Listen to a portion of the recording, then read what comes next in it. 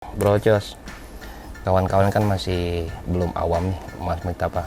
Ada tip-tipnya. Ini yang dinanti-nantikan kawan-kawan pasti nih.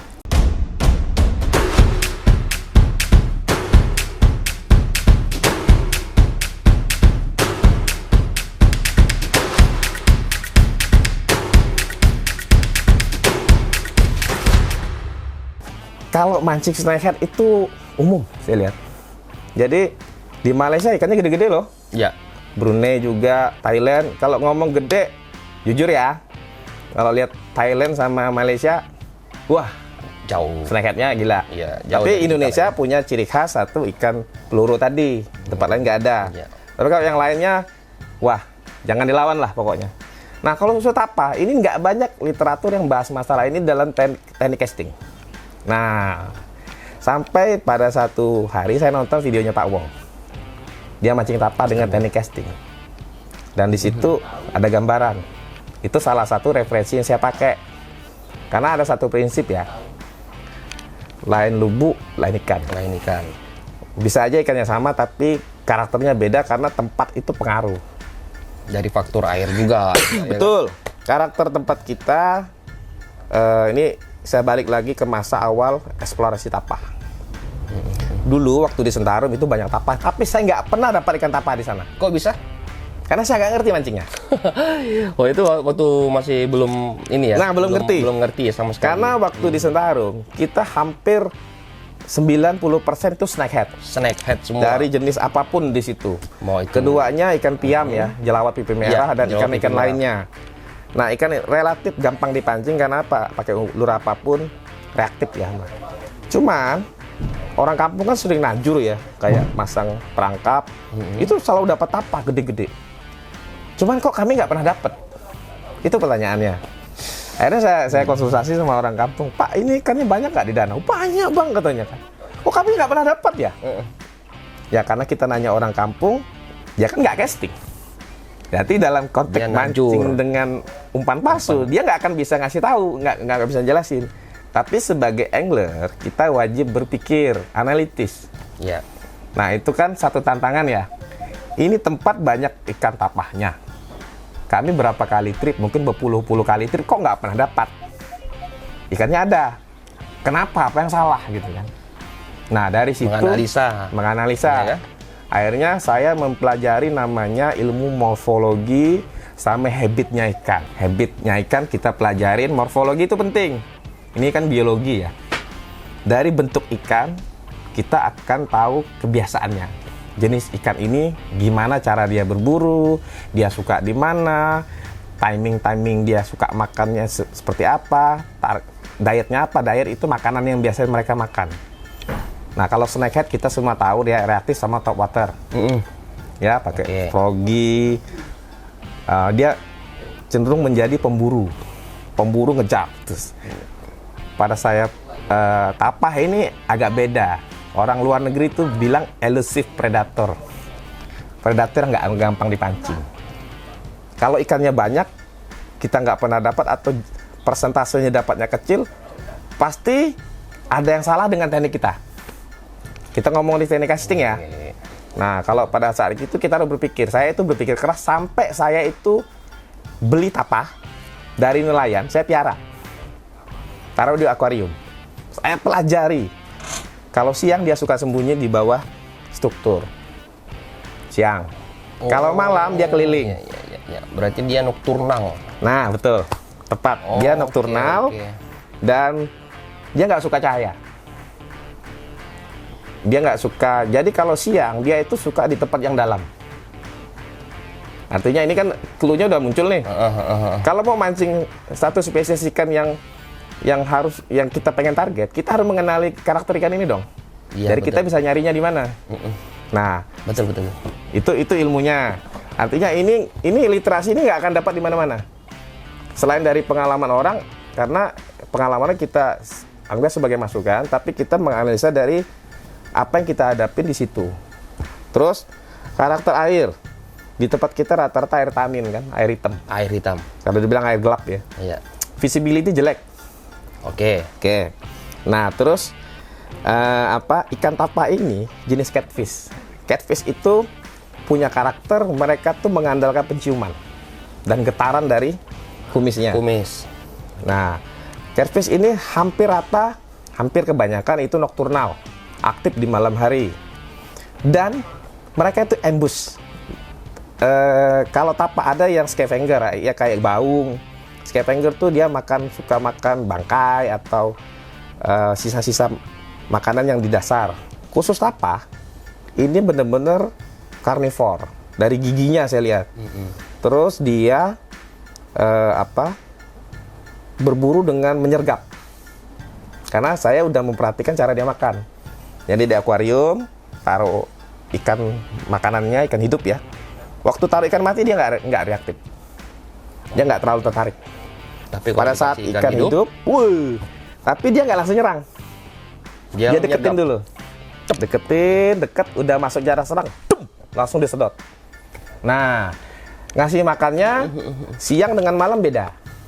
Karakter makannya. Pada saat siang, dia sembunyi di bawah, taruh ikan. Ikan hanya dekat dia baru disambar. Dia nggak akan ngejar sampai sana, di ujung akuarium tuh. Tapi kalau malam, dia itu keliling. Nah, pada saat saya matikan lampu, saya kasih cahaya dikit, dia akan mendekati cahaya. Atau ada gerakan gitu, dia langsung nyerang. Nah, ini terbukti analisa saya waktu di Sentarum, orang berburu tapah pasti malam hari. Oke. Dia pasang tajur, itu sore, besok pagi diangkat. Tuh, dia nggak pernah pasangnya pagi, besok siang sorenya enggak. Terus ada satu teknik tradisional yang dipakai, yang ini menurut saya keren banget. Apa ya? Itu udah tayang di National Geographic di Jungle Joe kalau nggak salah. Waktu kami ngurus ke sana itu ada satu metode yang dipakai masyarakat sana, itu menggunakan rotan dan bambu. Itu meniru gerakan bunyi di air. Kalau alatnya itu kayak setengah lingkaran dari rotan, itu dipasang mata pancing, tapi nggak ada umpan.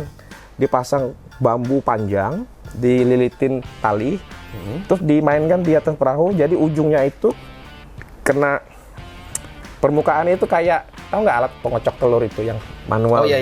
Nah, tapi separuhnya dia kena air tuh cek gini. Wah. Nah, Digituin aja tuh. iya. Jadi di malam-malam dia yang di tengah bawa perahu tuh main di situ sampai bambunya panjang. Jadi ujung kena air cek. Yang depan kayu bawa senter. Nah, mereka main itu. Saya tanya, ini pasti bisa dapat, Pak? Ketawa aja mereka. Ini cara kami, Bang. Dapatnya gede nggak? Nggak pernah yang kecil, Bang, kalau kayak gini. Ya, alatnya aja segede gini ya. Iya. Itu dapatnya puluhan kilo, satu ekor. Gila. Dan terbukti, itu efektif. Nah, ini ilmunya ya. Top water. Artinya apa? Tapah bener dugaan saya, dia reaktif malam hari untuk umpan top water. Bisa juga berarti ya untuk umpan top water ya. Kedua, Oke. dari kasus teman saya, dia mancing casting, Ya. pulangnya kemalaman. Jadi dia pakai popper. Dia tuh mancing toman sebenarnya sih. Dapat gara-gara masalah mesin rusak, pulangnya kemalaman kan. Jadi dia iseng lah dia ya. motoris lagi benerin mesin. Jadi kondisi itu udah jam 7 malam. Dia lempar popper. Nah, nungguin. Nah, memang pemancing kan gatelan nih. Cek. Lempar pakai popper. Boom, dihantam ikan. Dapatnya tapah. Kaget. Dah, dapet. Coba lagi. Sampai 2 kali dia dapat tapah dengan top water. Itu langsung di WA ke saya, "Bang, aku dapat tapah." Pakai apa? Pakai popper katanya. Kok bisa ini ya? Lihat fotonya, ini malam jam berapa? Jam 7 malam, Bang, katanya. Oh, wajar. Nah, artinya apa? Bener kan analisa saya? Iya, benar. Nah, artinya tapak itu kalau kita mancing malam, top water efektif. Benar. Karena dia itu malam udah Dia berburu malam hari. Jadi, nocturnal. kadang-kadang di hutan ya, di sungai di Kalimantan kan di hutan gitu, kita dengar suara boom. Biasanya kan kami pulang kemalaman tuh. Iya. Biasanya tapak. Ternyata snakehead malam itu nggak terlalu reaktif. Itu tapah tuh kebanyakan. Nah, sekarang balik lagi aplikasi kita casting. Kita kan mancing casting kebanyakan siang. Iya, benar. Tapi ada kasus orang Malaysia mancingnya malam. Itu Bang Halimi Hanif tuh, ada video dia. Itu tapahnya gila-gila itu. Mancingnya malam pakai senter. mungkin teman-teman yang udah lihat videonya teman di Malaysia itu ada. Tapi jujur kalau kita ya di Kalimantan, kita orang Kalimantan nggak tahu, mancing malam di sungai hutan itu resikonya gede. Ya. Ular sama buaya. Yang pertama, yang kedua, yang ketiga, Nah, angker juga.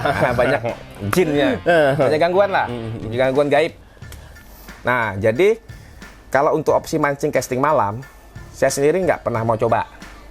Tapi pada saat kita mancing dengan teknik casting cari tapah Iya. siang hari, lihat karakter dia nggak mau ke surface, dia suka sembunyi, artinya kita perlu menggunakan umpan yang dalam. Oke. Nah, saya nggak bilang semua harus umpan dalam. Pada dasarnya semua umpan bisa. Tapi ada persentase umpan yang lebih efektif. Pada saat kita menggunakan umpan yang lebih efektif, artinya kita membesarkan persentase kita untuk dapat daripada kita menggunakan umpan yang nggak terlalu efektif. Akhirnya, pada saat menggunakan umpan yang tidak efektif, kita hanya depend on luck, artinya mengandalkan keberuntungan. Ingat ya, orang beruntung dengan orang ngerti itu beda. Kalau orang beruntung mungkin sekali dua kali. Tapi orang ngerti berkali-kali. Berarti kan ada dia punya ilmunya gitu kan. Nah, pada saat kita udah paham nggak gitu, kita harus trial and error. Trial, coba. Saya sendiri coba. Akhirnya dapat. Oh bener, pakai umpan jenis crankbait yang dalam. Nah, dalam itu relatif. Kenapa? Disesuaikan dengan karakter sungainya. Misalnya, sungainya ke dalam berapa sih? Ya, apa susahnya kita ngukur misal pakai sinker atau Lure Retriever tuh. Lure Retriever. Taruh kira-kira berapa meter. Nah, kedalaman rata-rata, misalnya anggaplah kedalaman sungai 5 meter. Oke. Artinya umpan yang efektif kita pakai 3-4 meter. Kalau kita pakai yang deepnya 5 meter, nyangkut. Ya. Betul nggak? Nah, disinilah logika bermain. Tapi bukan berarti yang 1 meter nggak bisa dapat, bisa aja. Karena ikan itu kan mau bisa aja lagi main apa segala. Oke. Nah, pada saat itu kita coba. Nah, setelah coba, boncos. Kenapa nggak dapat? Mungkin ada yang salah nih. Akhirnya saya berpikir, ada satu ilmunya lagi. Saya nanya ke nelayan, Pak, biasa dapat apa di mana? Di sini bang, katanya. Ya, yang bawa saya mancing itu nelayan ya. Di sini, di sini, di sini. Ini biasa dapat apa bang? Iya, katanya. Saya najur di sini sering dapat. Ini kan ilmu nih. Lubuk. Nah, itu tuh. Oh, oke. Lubuk. Jadi ilmu nelayan itu kan ilmunya orang lokal ya. Ya. Mereka itu jagoan situ loh. Kita nggak boleh abaikan informasi dari mereka. Benar, itu benar. Nah, local hero itu saya ambil ilmunya. Saya tanya, Bapak kenapa najur di sini? Ini lubuk bang, tempat ikan ngumpul katanya. Para saya analisa ternyata itu ada pertemuan arus, ada sungai kecil. Jadi depan muaranya itu, logika saya bilang, ada pertemuan arus, ada lalu lintas ikan keluar masuk. Artinya ada makanan. Prey and predator. Kalau ada banyak ikan kecil atau keluar masuk, pasti ada predatornya. Nah, bener. Pada situ saya coba main lubuk. Karakter lubuk itu banyak-banyak. Ada nama persimpangan sungai, ada kayak kolam ya. Dari penjepitan tiba-tiba gede, terus kecil lagi. Yang kolamnya kan lubuknya. Kalau kolamnya gede kayak danau gitu, nyarinya di mana? Itu ilmunya lagi. Nanti saya ajarin. Nanti next. Nah, nanti next. Oke. Jadi setelah dapat karakter pertama yang Papa paling suka itu adalah persimpangan sungai pertemuan arus. Nah, cuman dengan catatan, kita ngomong nyari tempat itu jangan sungai gede. Tahu nggak kenapa? Karena titik survei kita lebih gede. Jadi misalnya sungai gede yang ujung seberang sana dengan seberang sini, kita nggak bisa jangkau, mendingan cari anak sungai deh. Itu alasannya? Gini, tapak itu punya pola migrasi. Pada saat dia musim kawin setahun sekali, dia akan menuju anak-anak sungai untuk bertelur. Makanya ikan tapak lebih banyak di anak sungai. Yang kecil itu ukurannya size kecil. Tapi makin ke hilir dia makin besar. Tapi ada beberapa ekor yang mungkin stay di situ, dia tetap berkembang. Ini nggak lari ke sungai. Tapi yang size 30 up itu memang biasa keluar ke sungai besar. Tapi ada masa mereka akan masuk. Di sungai besar, kans kita untuk dapat tapak itu kecil sekali. Karena sungainya terlalu luas. Kita nggak tahu lubuknya di mana. Kayak sungai Kapuas. Coba suruh cari lubuk tapak. Nangis saya nyarinya. Iya. Carilah anak sungai. Nah, kondisi air, yang pasti airnya nggak keruh. Itu nomor satu. Hitam juga yang penting nggak keruh, nggak masalah. Yang penting jangan keruh. Karena air keruh itu misalnya akibat dari aktivitas tambang atau yang lainnya, hindarilah. Cuaca juga kan? Nah, faktor cuaca. Cari anak sungai. Nah, di situ kita belokan sungai itu pengaruh juga, Mas. Jadi kalau ada lubuknya coba main di situ. Tapi rata-rata persimpangan sungai yang ada arus, itulah tempat yang paling favorit tapah. Oke. Dan saya sering dapat di situ. Coba mainkan. Dan tekniknya menggunakan, jadi kita reka-reka kedalaman. Biasanya saya tes dulu pakai sinker. Oh, dalamnya segini. Jadi saya tahu, oh pakai umpan ini ah. Nah, habis itu lempar. Jadi lempar itu enggak. Jadi disisir pelan-pelan gini. Dan saya suka main namanya kepala arus. Kepala arus itu misalnya Pertemuan arus. jadi ada arus muter gitu kan. Ada area yang arusnya turbulen, ada yang tenang. Ya. Ikan tapahnya suka di tempat tenang itu. Itu alasannya? Analisa Jadi gini, dari brochure. ikan kecil itu keluar, biasa kena arus, dia terganggu. Jadi pada saat disorientasi ikan kecil itu, itulah kesempatan tapah menyerang.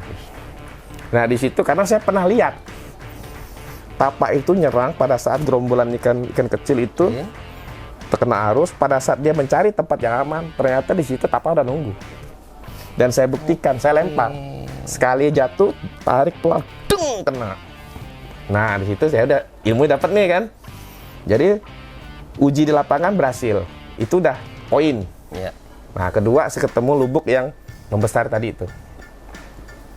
Ada di video saya tuh. Ada.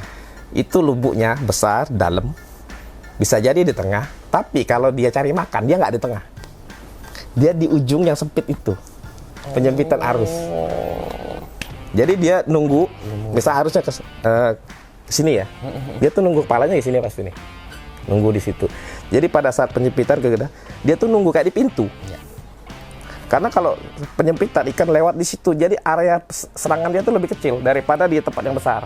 Paham. Nah, di Jadi situ. yang orang kampung itu buat itu? Apa namanya? Jermal kah?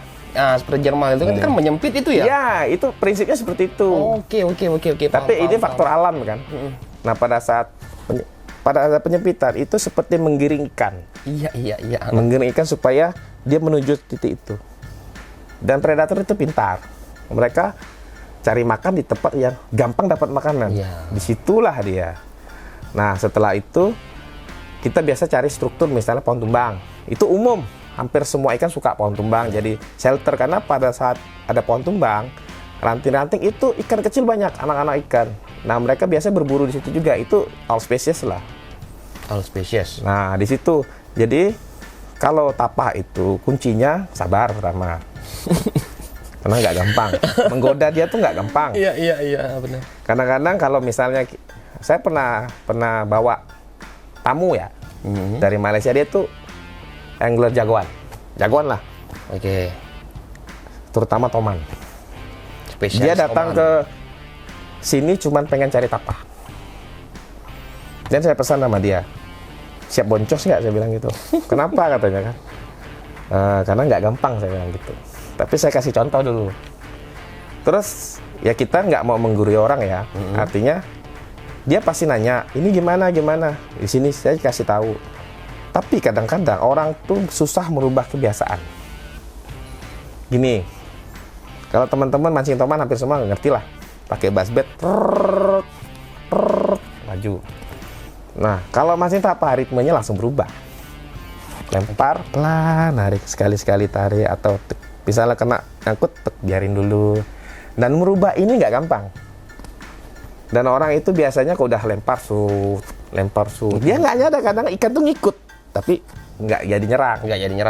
Nah, Karena ikan ini juga kan ikan menunggu. dia kalau udah nggak masuk jarak serang, dia balik Lagi. Karena saya pernah lihat, Oke. lurus saya diikutin, papa besar ngikut.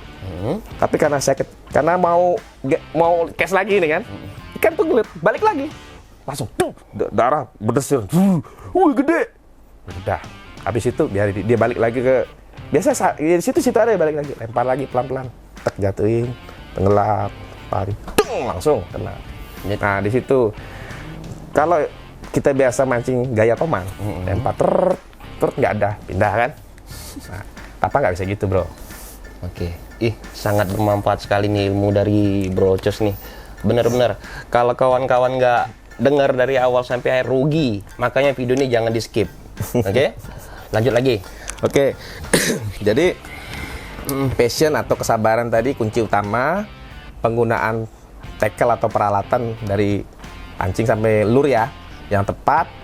Dan ingat, tapa ini ikan, mungkin saya bilang ikan air tawar terbesar di Kalimantan. Iya, benar. Kenapa?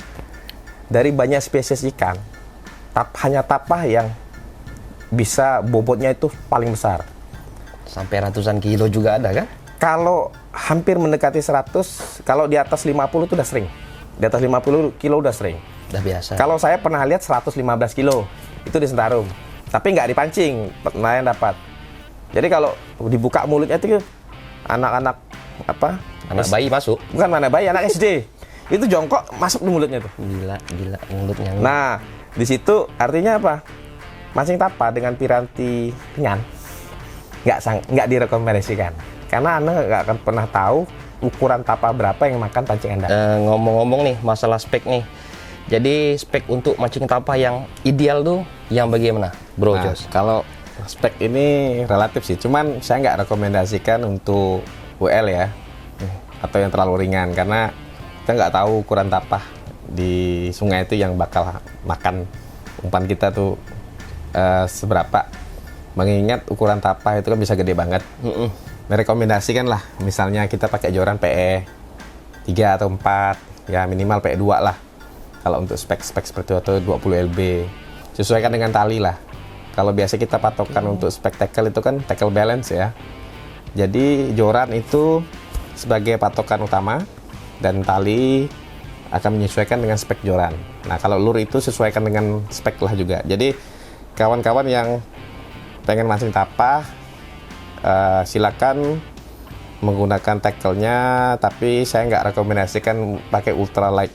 Itu sama dengan bunuh diri namanya tuh. Oke, benar-benar. Bro Jos, kawan-kawan kan masih belum awam nih mancing tapa. Ada tip-tipnya. Ini yang dinanti-nantikan kawan-kawan. Pasti nih tipnya bagaimana cara mancing tapa yang efektif dan bagaimana bisa mancing tapa untuk akumulasi strike-nya, terus untuk frekuensi strike juga lebih baik. Tip-tipnya silakan dijelaskan. Nomor 1, Nah, pastikan ada tapa di situ. udah pasti harus ada tapa. Jadi gini, memang untuk kita di Kalimantan beruntung banget ya, karena banyak sekali spesies ikan yang bisa kita mancing. Salah satunya tapah lah. Kalau di teman-teman di Jawa itu kasihan lah, atau Sulawesi atau daerah timur itu nggak ada. Tapi kalau mau menjudge, tapi mereka punya kelebihan. Jadi Iya. tiap daerah tuh kan punya. Kalau untuk khusus tapa, terutama yang di Kalimantan Sumatera ya, Kalimantan Sumatera itu hampir rata, hampir di semua sungai itu ada, hampir. Jadi itu nomor 1. Kedua, karakter sungai. Nah, karakter sungai itu memang tapa itu di sungai pegunungan aja, yang tempat master itu bisa master ya, kayak Ampal itu bisa jadi ada. Cuman kalau kita lihat karakter sungai itu biasanya sungai yang terkoneksi dengan sungai utama, sungai besarnya itu lebih produktif untuk tapa. ya. Jadi sungai-sungai besar yang ada koneksi anak sungai. Tapi kalau sungai kecil yang nggak terkoneksi langsung itu jarang. Itu kedua. Nah ketiga, bisa menganalisa titik-titik potensial. Lubuk-lubuk, misalnya pertemuan arus atau ada simpang sungai, pohon tumbang, lubuk seperti kolam atau pas tikungan. Nah, ambil tikungan, biasa kalau tikungan lengkungan sungai itu ada sisi yang dangkal dengan dalam karena pengaruh faktor arus tadi. Ambil bagian yang dalam di situ. Jadi dari pengenalan spot dulu kan, udah tahu situ ada ikannya, titik-titiknya udah tahu. Piranti udah oke. Teknik lempar. Kalau teknik cast itu semua orang bisa. Cuma cara mainkan lure itu, tapa ini bukan pemburu yang ngotot. Enggak. Dia ambush, artinya penyergap. Dia hanya menyerang pada jarak serang dan dia bukan ikan dengan akselerasi. Tapi pada saat jarak serang itu dekat, itu secepat kilat. Jadi mainkan lurnya nggak usah kencang-kencang. Retrieve-nya sedang aja ya, pelan. Nah, yang penting umpan itu bermain dengan sempurna. Feeling, kedalamannya udah oke. Coba dan jangan cepat pindah. Karena kadang-kadang saya tuh pernah didapat lubuk bagus dalam mindset saya ya. Ini spot bagus nih, biasa ada tapah. Saya coba. Itu berpuluh-puluh kali lempar. Belum ada strike. Ratusan kali juga. Nggak sampai lah, capek wah. Jadi pada saat itu udah mau pindah, one last cast katanya. Tiba-tiba kena. Nah, pernah juga sekali lempar aja kena. Iya. Dan ini relatif lah. Nah, itu dilaksanakan, sabar, cast, terus di mana titik-titik potensi, ulang. Kalau memang udah nggak ada, pindah. Oke. Nah, di situ, dan umpan yang digunakan itu ingat tuh paling efektif lure yang floating tapi nyelamnya mendekati dasar. Mendekati dasar ya, sesuai dengan kedalaman sungai, ada suara rattling. Warna itu relatif lah. Nah, setelah itu kita coba, masih nggak berhasil juga. Ada satu teknik ultimate ini. Apa tuh? Trolling. Oh, trolling ya, Oke. trolling. Ini yang saya lihat di Malaysia nih, Pak Ong. Dia coba trolling. Ya banyak juga sih Nah, Pak Ong itu. Ini menggunakan teknik Dan trolling. teman-teman yang pernah mencoba trolling ini itu luar biasa. Kenapa? Kalau kita nggak mengenal karakter sungai itu, salah satu cara saya masuk pertama, saya trolling dulu waktu ke atas, jalan. Kalau ada kena atau miss, saya ingetin tempat itu. Oke. Oh, di sini ini.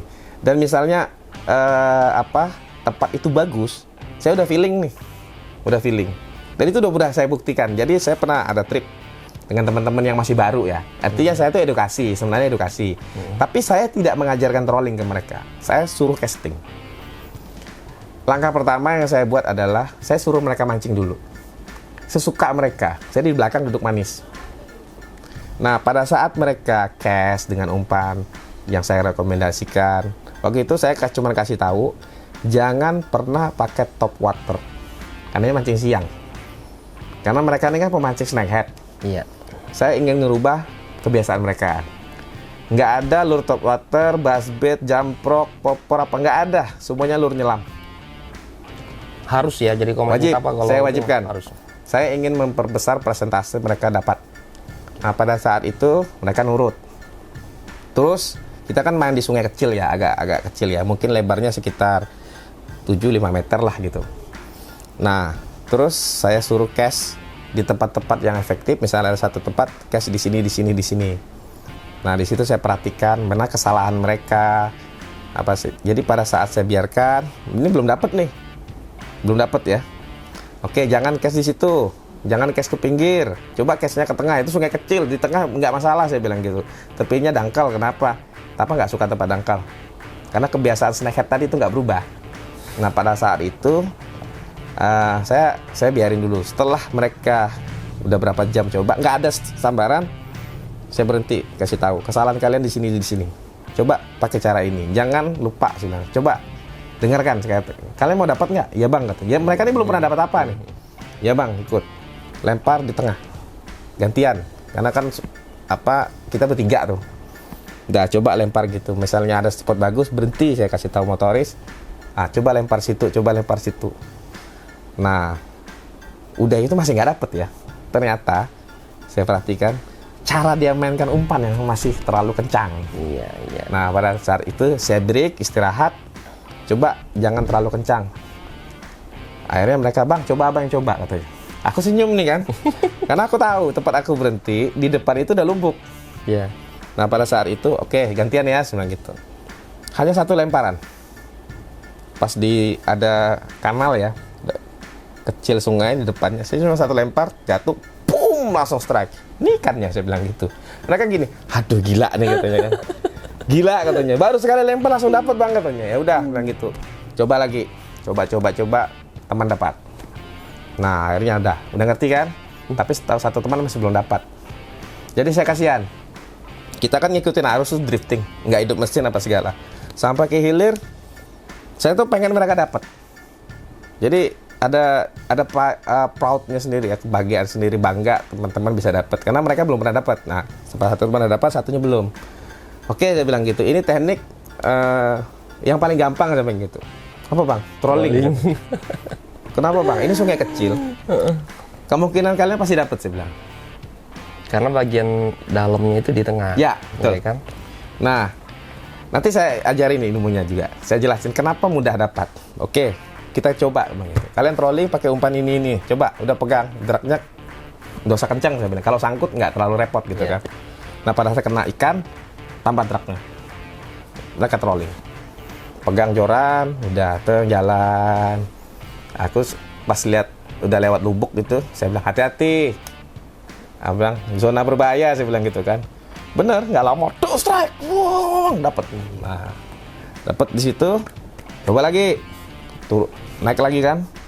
Jadi kita trolling itu kan ngelawan arus, Iya. bukan ngikut arus, ngelawan arus. Lawan arus. Jadi actionnya lebih dapat, bagus. ya. Itu sampai banyak kami dapat, Oh iya. banyak. Jadi udah selesai trip, saya jelasin kenapa trollingnya efektif dapat, sedangkan casting cuma dapat 2 gitu. Gini saya bilang gitu. Trolling ini salah satu metode efektif. Kenapa? Karena bunyi kipas mesin tadi itu bangunin tapa. Tapa itu nggak takut dengan suara gitu. Karena ada pernah kejadian. Ini di daerah Hulu. Mereka itu dari kampung ke satu ke kampung lainnya itu pas musim tapa mudik ya. Pakai mesin tempel 2 PK itu. Itu kipasnya dihantam tapa. Gila ya. Dihantam tapa. Itu kejadian bukan cuma sekali, udah sering katanya. Jadi tapa itu hantam kipas sampai mati, itu pernah kejadian. Nah, dari cerita itu dan dari yang pernah saya tonton video, saya tuh ngambil kesimpulan. Ternyata tapa, kita balik lagi ya. Tapa tertarik sama suara di air gitu kan. Pada saat dia di bawah, kipas lewat, suara mesin lewat, dia tuh bukannya lari, tapi dia jadi waspada. Oh. Nah, setelah kipas mesin lewat, umpan kan di sana tuh. Mereka sudah waspada nih. Umpan lewat, das. Ditangkap. Berarti trolling itu enggak juga terlalu buang jauh talinya ya? Tergantung tempat. Oh, iya. Ya kalau jarak, ya bener. Ini anak-anak nanya, bang jarak trolling berapa jauh? Jarak cash aja saya bilang gitu. Kalau sungai kecil, yang belok-belok, kalau terlalu jauh udah pasti sangkut nanti. Ya. Pas belok-beloknya. Jadi sesuaikan. Nah, di situ kita juga pernah trolling dekat aja, disambar tapanya. Nyambar dekat kipas malah itu.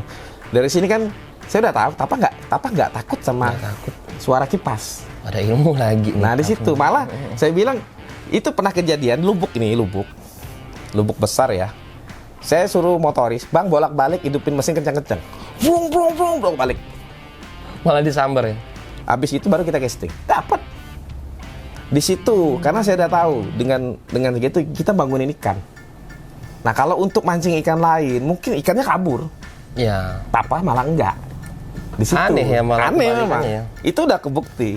Makanya tapa itu dibilang ikan misterius. Nah, di situ karena banyak berbeda sama pakem ikan pada umumnya. Di situ. Tapi ya karena kebiasaan kita mancing ya, kita kan mau dapat apa aja lah.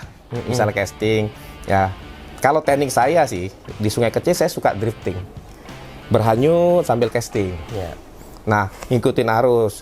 Waktu kita masuk sungai, kalau karakter sungai di Kalimantan yang anak sungai itu kan satu arah aja. Ya, dari hulu ke hilir. Jadi kita naik dulu tuh sambil trolling dulu. Sambil trolling, nanti udah sampai di hulu kita balik lagi kita drifting. Seperti itu. Ada juga kebiasaan kawan-kawan yang hidup mesin sambil casting. Ada, bisa, nggak masalah itu. Tergantung karakter sungai. Kalau misalnya arusnya terlalu pelan gitu kan susah juga kita kan. Nah, di situ. Tapi intinya mancing tapa itu kalau kita tahu lubuknya itu lebih mudah kita dapat di situ. Jadi kuncinya itu sebenarnya tahu lubuk ya. Kalau kita mancing toman, ini umum ya. Kalau di sungai, anak-anak suka lempar cerukan. Iya. Ada tempat dangkal biasa ada tuh di situ.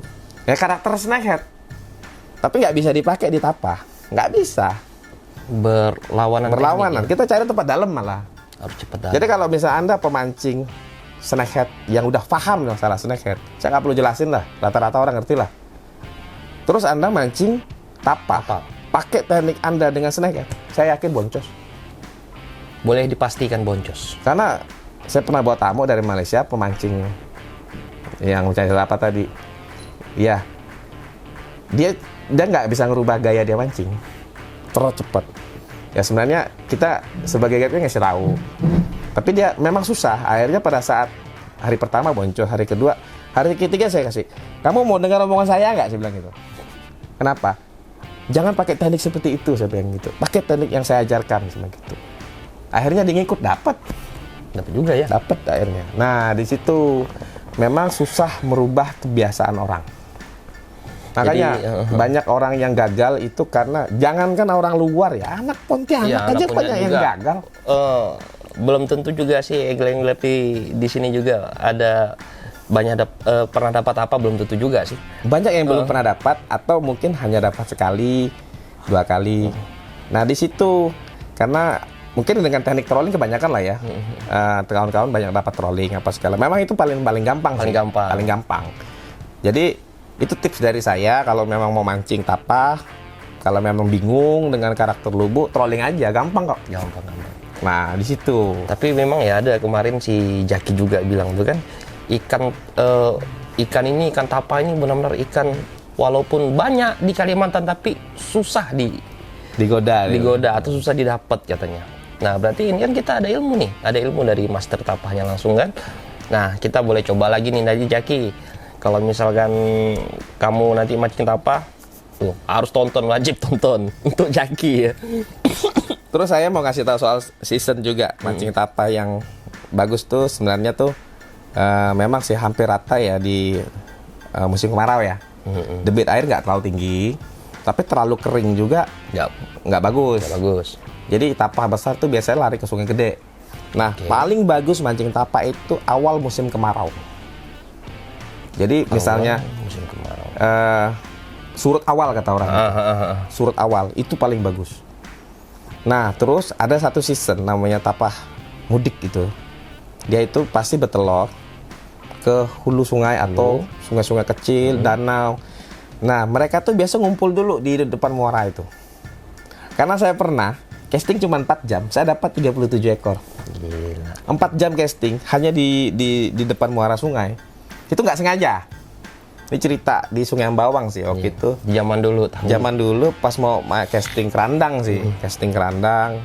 Pernah juga saya dulu tuh di tempat itu juga yang dibilangkan Brocos juga, saya tahu. Saya mancing dari jam 3 sampai jam 5 mancing dapat 6 ekor tapa di situ. Itu tuh paling ngumpulnya kan? Di situ. Jadi anak-anak anak Pontianak udah tahu lah di Sungai Ambawang tuh di apa namanya tuh Lubuk Lintang Batang ya. Iya, di tempat. Di situ kan pertemuan dua sungai itu. Nah, di situ lubuk tapa. Jadi waktu itu nggak sengaja lihat dia kan kata orang Pontianak melabur gitu, nyiprat air gitu. Tapa jarang-jarang lo mau kayak gitu. Ya. Kecuali pada saat dia kawin. Nah, terus Tapa ngempas kata orang. betul. Saya tanya sama motoris, apa tuh Pak? Dia jawab, tapa Bang katanya.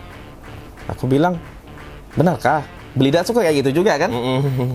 Abang pancing ya katanya kan. Pas kami lempar baru jatuh langsung disambar. Udah nggak jadi ke hulu, situ aja kan? 4 jam mancing itu udah banyak hasilnya. Istimewa memang. Nah di situ jadi itu paling gampang lah ya. Kalau kita dapat tapah mau mudik itu, itu udah nggak perlu teknik, lempar aja pasti umpan apa aja dibantai itu. Terus ada karakter juga. Ini pengalaman saya bagi. Tapah kalau mau mudik tuh ada tandanya. Mau kawin ya. Jadi pernah teman itu dapat tapah. Jadi tanya ke saya, Bang kok tapahnya luka-luka? Nah, tapahnya luka. Jadi kalau diperhatikan lukanya, saya ajarin dia.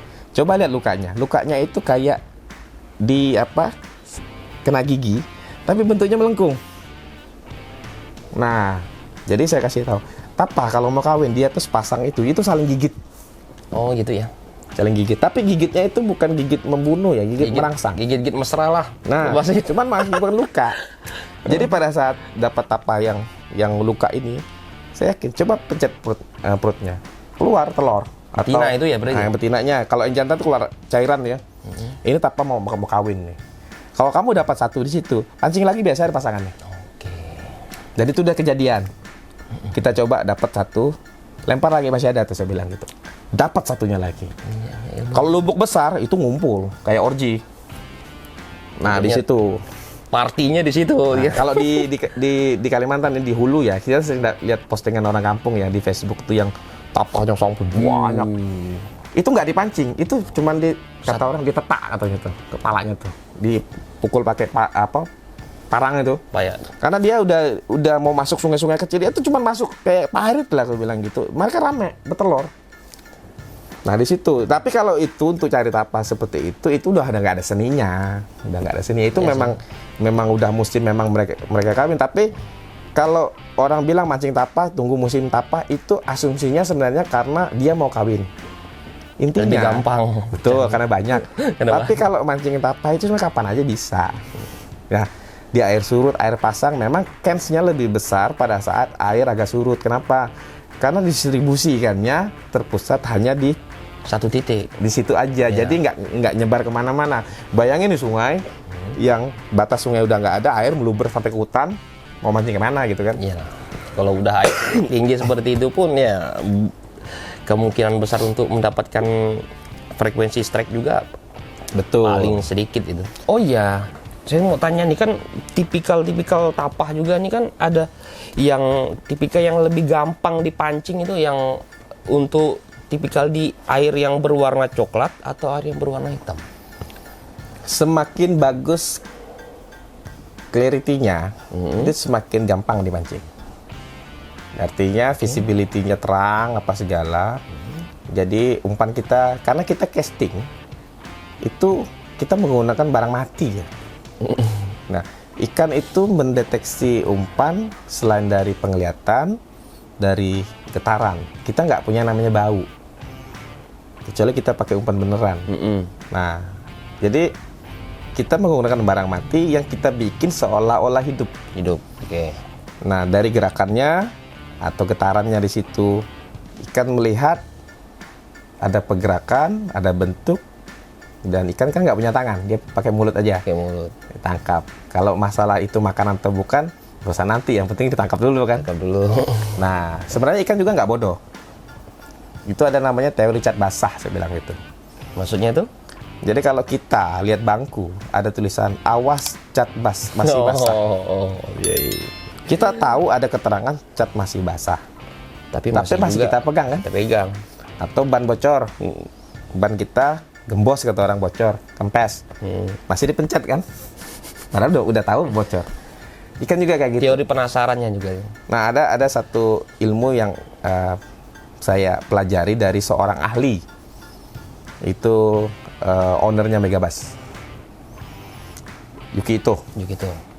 Dia bilang, dia itu kan seorang desainer umpan terkenal Jepang ya. Produk Megabass itu kita tahu high tech apa segala. Dia bilang seperti ini, saya menciptakan umpan sesempurna mungkin, tapi saya nggak akan bisa ngalahkan buatan Tuhan katanya. Kenapa? Umpan asli itu makhluk hidup ikan gitu. Dia punya energi listrik. Umpan terbaik adalah umpan benaran sebenarnya. Nah, kenapa kita bikin umpan palsu? Supaya menirukan itu. Nah, jadi tapi dia kan nggak akan pernah bisa buat energi listrik itu, energi dalam kehidupan itu ada nyawa di situ kan. Tapi dia coba ngakalinnya dengan teknologi. Nah, kita nggak akan bisa mengalahkan umpan aslinya, betul katanya. Tapi pada saat kita mencoba berkreasi dengan teknik, dengan fitur, kita bisa ngakalin, dapat ikan kok. Makanya orang kampung yang nggak ngerti masalah casting umpan palsu, dia pasti ketawa lihat kita pancing pakai umpan palsu pertama kali ya. Logika mereka bilang itu kan barang mati. Kok ikan mau makan? Karena asumsi mereka itu barang keras atau karet apa, nggak ada kehidupan di situ, barang nggak ada rasa, nggak ada bau apa segala, ikan nggak mau makan. Tapi kita memanipulasi itu dengan gerakan tadi itu, dengan teknik tadi. Nah, kelemahannya kita nggak bisa menciptakan seperti yang sama dengan aslinya. Nah, tapi tetap kita bisa dapat ikan kan? Iya. Karena ikan juga punya rasa penasaran. Penasarannya. Disitulah dia, rasa penasaran itu kita manfaatkan. Oke. Nah, makanya teknik casting juga efektif.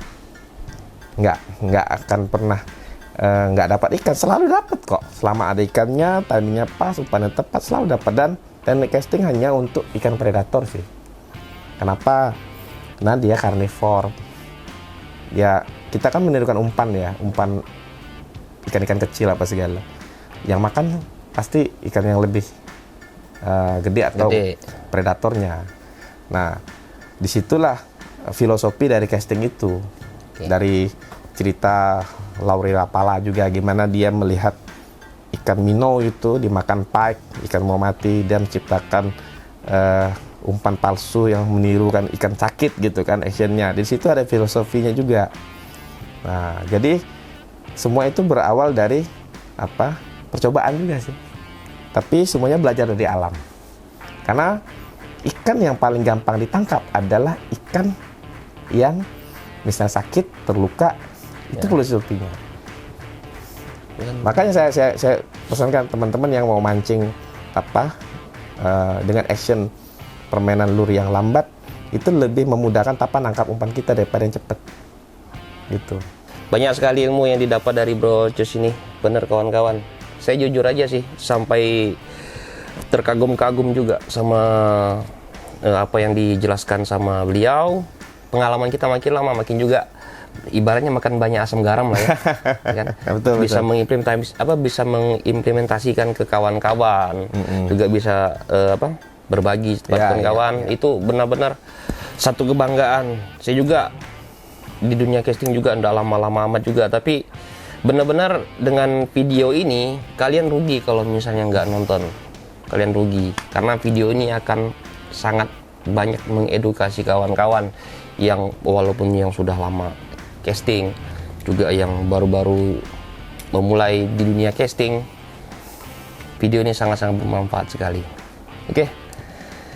Kayaknya juga waktu juga tidak memungkinkan ya, Bro Cus.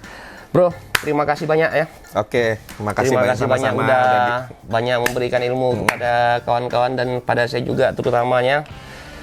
Satu lagi, buat kawan-kawan semua yang ingin video-videonya direaksi ya, atau video-video yang ditampilkan di sini, silakan kirim DM aja di Instagram kita maupun di Facebook kita. Insya Allah akan kita reaksi. Ya penting kawan-kawan setuju. Kalau nggak setuju, nggak bakal kita reaksi juga. Ya.